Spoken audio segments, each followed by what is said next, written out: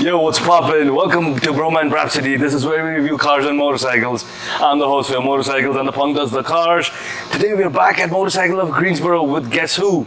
It's the Professor. How are you, man? Good morning. How are you, bro? Living the dream, sir. Living the dream. Absolutely. And welcome back. Thank you so much. And I'm assuming we're back in Italy today?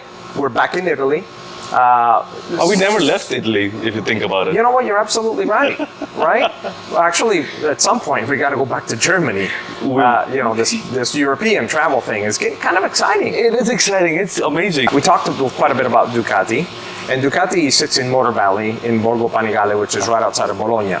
If you go just a little bit further north, you'll go past Milan, which is the big city of the northern part of Italy, and just past that a little bit, in the hills of Lombardy, which is the region, there's a little teeny tiny town called Varese. Okay. And Varese is also in kind of an inspirational place for a lot of motor engineering, stuff like that, just the super high performance and a lot of passion for high performance vehicles. And in that little town, MV Agusta is established, the world headquarters are there. And MV Agusta is, it's considered one of the top brands, if not the most luxurious motorcycle brand in the world. Yeah, that is true. It's very luxurious. It's quite rare that you run into one of these. So, ladies and gentlemen, this is the 2019 MV Agusta Brutale 800. And in today's episode, we're going to learn a little bit about the history of MV Agusta because we have the Professor. We're going to talk about the bike too. We'll see some of its cool features. I'll take it out on the road, share my thoughts with you guys, talk about the cost of ownership, and assign it a Bhromance course. So don't go anywhere. And before we do all of that though, if you're new to Bhroman, click that subscribe button. We put out content every week. It's me, it's your boy Bro, and I am your Bhroman.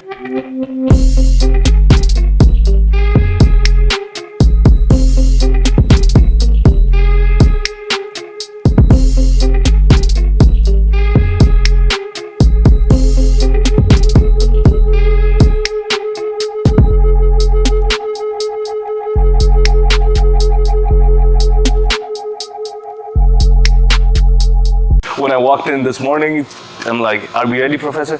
And you could just see it in his eyes. He's like, have you done your homework? Because I've been doing mine.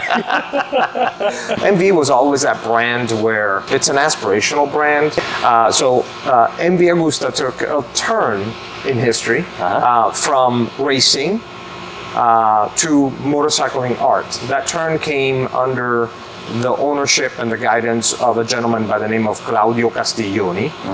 Claudio Castiglioni, unfortunately, is no longer with us. He left us in 2011. Just about at the time, just weeks before the new F3 800, 675 at the time was being launched. Unfortunately, we lost a great motorcycle designer and a man who held motorcycling as his primary passion in life. The thing with MV Agusta is the attention to the tiniest details. I mean, even like the head of the screws that hold this pad on the tank, it's got to be absolutely perfect and of the best materials and so on and so forth. And that's the reason why they consider themselves motorcycling art as opposed to it's the raw motorcycle. And they don't produce that many motorcycles also because in Varese, being a small town, there are no robots in that factory either. Yeah. They're hand built, they're hand designed, they're hand developed. Characteristics about MV Agusta is obviously starting back in the back with the F4 is the individual exhaust pipes. The F4 had the 4 exhaust pipes coming out of the tail. It's kind of stayed as, throughout their design to have, if it's a 3-cylinder bike, three pipes. If it's a 4 pipes, and so on and so forth. The development of this engine really changed the future for MV Agusta and where the company has been and is going. Going further back with MV Agusta's history, MV Agusta with Giacomo Agostini riding MotoGP races back in the days. It's got a super rich history of racing history. Yeah. As a matter of fact, for Valentino Rossi, it was his number one goal in life to surpass, Giacomo's records, racing record. Giacomo still remains till this day. By the way, he still is with us, so he's a living motorcycling legend. He still remains, you know, just the winningest, or one of the winningest MotoGP racers in the world. Oh, man. There was a friend of mine who kind of reminded me of something when I was looking at, you know, when I was trying to make a decision whether I like Ducati better or MV better. The way he put it makes a lot of sense, and I'd like to share it with you. Sure. Which is, just remember, MV Agusta was winning world championships when Ducati was still making radios and typewriters. And they had absolutely no idea or any intention of going into the two-wheel world at all. But here's my take on it, Professor. Why do we have to like one better than the other? They're both beautiful, amazing pieces of art and machinery. I personally love them all. Right? I see Why where you're pick and going with choose? it. Well, you know, It's like, I guess today, now everybody wants everybody to have a favorite. You know, what's your favorite color? What's your favorite this? What's your favorite that? You know, I think I'm going to borrow that thought process from you. I'm going to borrow that. If anyone asks you what's your favorite motorcycle, your answer should be a motorcycle. The one with two wheels and a tank. And a tank and an engine. Well, that's awesome, Professor. So this is the Brutale. So this is their naked bike. Yes. And it's a naked version of the F3. Or very close to it? In essence, yeah. I mean, it's the same engine. The three-cylinder engine. 800 cc's, yeah. That grew up from a 675 to 800 cc's, which was actually developed through a little stint of when Harley Davidson had bought the company. Okay. Harley Davidson has a small part of ownership, a small period of time that it had bought MV Agusta, helped MV with some financial hardship that the brand was facing at the time. The designing, the engineering of the F3 came from the money invested, the investments that Harley Davidson made. Unfortunately, Harley Davidson wasn't able to hold on to MV, so it went back to the Castiglioni family. It's a legend helping out a legend. Yes. Nothing wrong with that. Yes, absolutely. Yeah. So, you know, the F3, the three-cylinder engine came from that period of time and those investments. And, you know, thank the Harley Davidson, we still have MV with us, because had it not been for this engine, I'm not sure that this brand would be with us anymore. All right, so let's give a little rundown on the specs, shall we, since we're here. 55-inch wheelbase, 110 horsepower, 61 foot-pound of torque, 33-inch seat height, dry weight of 385 pounds. I'm assuming a wet weight would be about 420-ish, give or take. More or less, yeah. It has ABS, all of your rider aids. It functions well, yes. Functions as well. So I'm gonna let the professor tell us a little bit about Motorcycles of Greensboro. I would want to consider it not so much a motorcycle dealership, because to me, you know, when you say dealership, you know, I think of pushy salespeople, you know, target-oriented sales goals and that kind of stuff. Here, it's more of a reunion of motorcycle enthusiasts who, in each of us in our own segment, has expertise of several decades. So yeah, I don't consider this a dealership. It's just, you know, it's a motorcycle enthusiast center where we come together, we share our knowledge, we learn from people that have knowledge from other segments that we may not know about. So, and if you get need a history lesson, find the professor, ask him questions, right? Just come on down, check them out. And when they come here to check you out, who do they have to say send them? You know, it would be really, really nice to know if they come in and they tell us that the Bhromance sent us. The Bhromance. Because then they're immediately accepted into the family. Yeah, awesome. Thank you, sir. Now, this has been an awesome time here. And speaking of time, Professor, do you happen to know what time it is? Bro. It's right o'clock, my friend. It's right o'clock. Let's go. Stopping power for this bike is provided by dual 320mm discs, and it has the Brembo brakes. Up front we have the inverted front forks again. So you know the front forks are made of two components, a larger tube and a smaller tube. The smaller tube goes in and out and the larger tube stays stable. In most motorcycles you have the larger one at the bottom and the smaller one on top. Here it's the other way around. Why? Because that aids in handling. Now that combined with the rake angle for this bike makes it very nimble, should make it very nimble. What's the rake angle, you ask? Well, draws perpendicular from the steering column and then follow the fork tube. That angle is your rake angle. This has 24.5 degree rake. Shorter the rake angle, the more nimble the bike is, and larger the rake angle, the more stable it is at higher speeds and such. Moving on to the engine, that's the radiator. So this is a liquid cooled 3-cylinder 800cc engine, puts out 109 horsepower, 61 foot-pound of torque. That's the trellis frame, and it's got a little Italian flag there.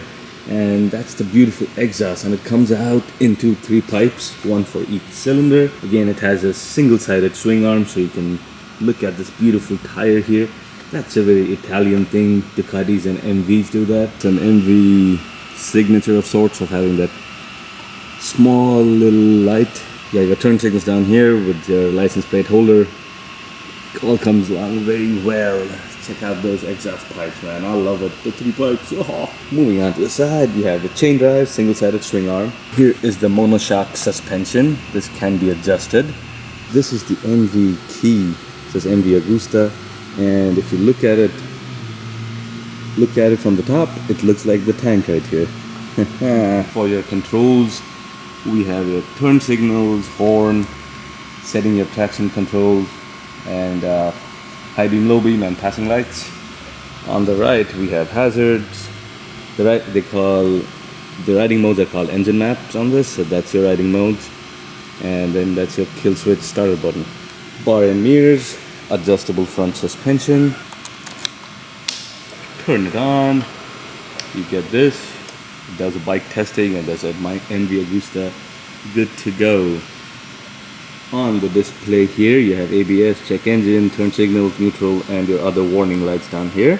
It tells you which gear you're on, what the total miles are, trip 1, trip 2, your speed, your riding mode, and your levels of ABS and traction control. Now to cycle through the riding modes, you just have to use the engine map button. Click and hold it, it goes once it starts blinking. Tap it again. Rain, sport, and you can also have a custom one. As for the traction controls, if you use these things here, the dial here, it's setting TC, and you can cycle through your menu here. You have current lap, best lap, ABS settings, and you can cycle through your traction control levels.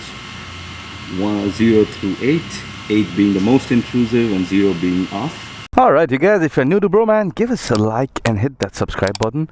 We put out content every week and your support would mean a lot. No keyless ignition, turn the key on.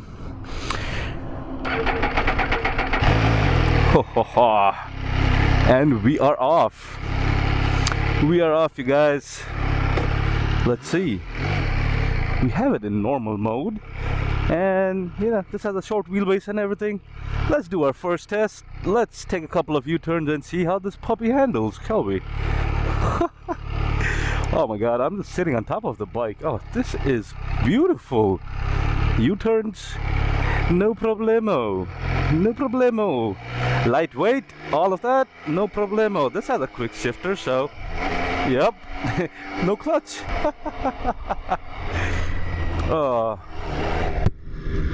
Alright, time for our second test, the pull test. Let me go ahead and put it in sport mode.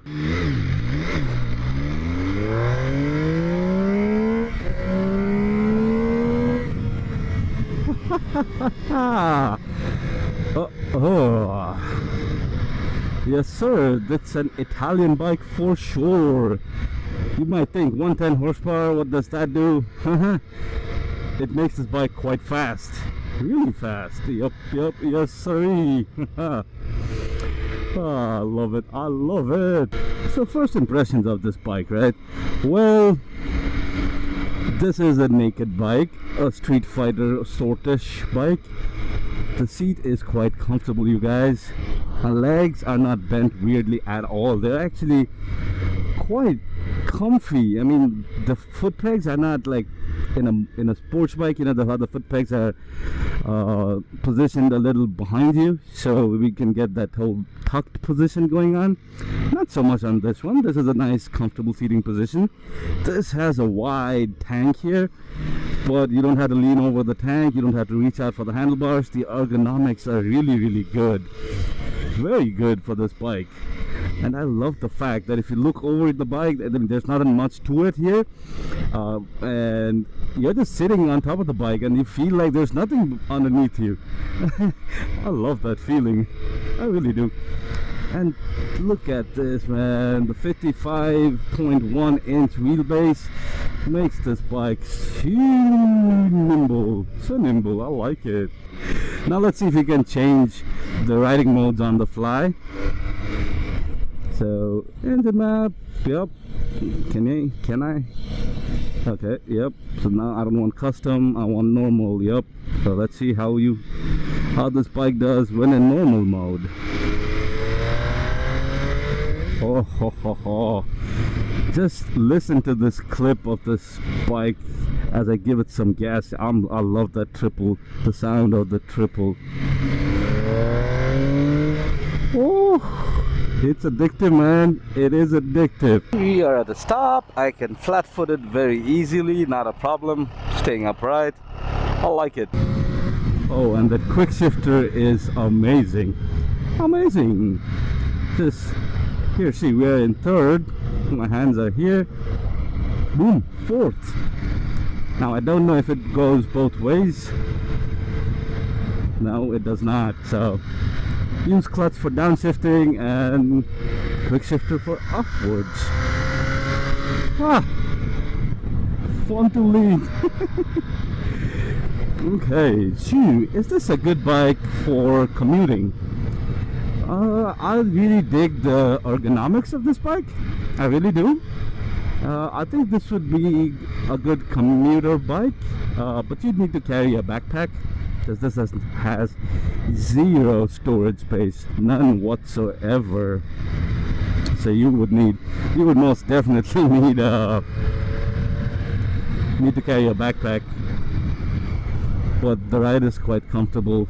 The power is good. I'm digging this. So yeah, this could be good for commuting. Is this a bike that you could use for touring? Just based on the riding ergonomics and the comfortable enough seating position, I'd say yeah, you could probably knock off a few 100 miles easily. Long distances though, maybe not really good for long distances. No windshield, no wind protection, no cruise control, no storage space, none of that. The seating position, although comfortable, it's not a touring position. So yeah, not a good touring motorcycle. Now, is it a good bike for beginners? No,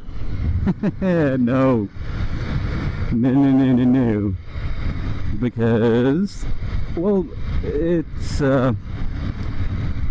this is a powerful bike. It's an Italian bike, and just like I wouldn't recommend a Ducati as a beginner bike to anyone else, this is probably not a beginner bike either. It has a lot of power. It weighs next to nothing. I mean, it's just 400 pounds, so the power to weight ratio is crazy as well.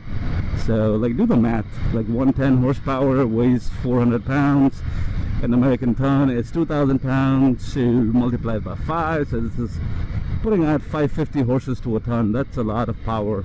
That's a good amount of power. No, not for someone who's brand new to motorcycling. This is good for someone who has motorcycle riding experience and wants a fun little toy to play around with, I guess. Something that looks beautiful and that's fast and nimble. Well, keep your knees in the breeze. Let's head back to the punk and wrap up this video. Let's talk about the cost of ownership. So this bike requires a service every 3,700 miles or 1 year, whichever comes first. A service should cost you about 400 bucks. And all the MVs require a valve check and adjustment at every 7,500 miles. The cost for a valve adjustment is about 125 bucks per valve, so 12 valves, about 1,500. If they don't need to be adjusted, it's going to be much lower. And the set of tires on this bike should last you anywhere between 6,000 to 8,000 miles, depending upon how you ride it. A set of new tires costs about 450 bucks. So that gives us a total of about $3,100 over 2 years, divided by the number of days. It's about $4.30 a day. So let's assign it a score, shall we? On the looks, it's a 9 out of 10. On the Braap, it's an 8 out of 10. On the maintenance, it's a 6 out of 10. And on the comfort, it's a 7 out of 10. For a combined Bhromance score of 7.5 out of 10. The MVs, man, they are a work of art. They look beautiful. They're pretty fast. There's a lot of performance in them as well. This Brutale is quite comfortable to ride. It looks beautiful. It sounds amazing. For MVs, the OEM parts are a little expensive, and there are not a lot of aftermarket options. But if you get an MV, you are standing out from the crowd. It's a super rare bike, and you don't see a lot of them on the road. So you are one of the select few. Is this the bike for you? Well, head on down to your closest MV dealership and check it out for yourself. Thanks for watching. I'll see you next week.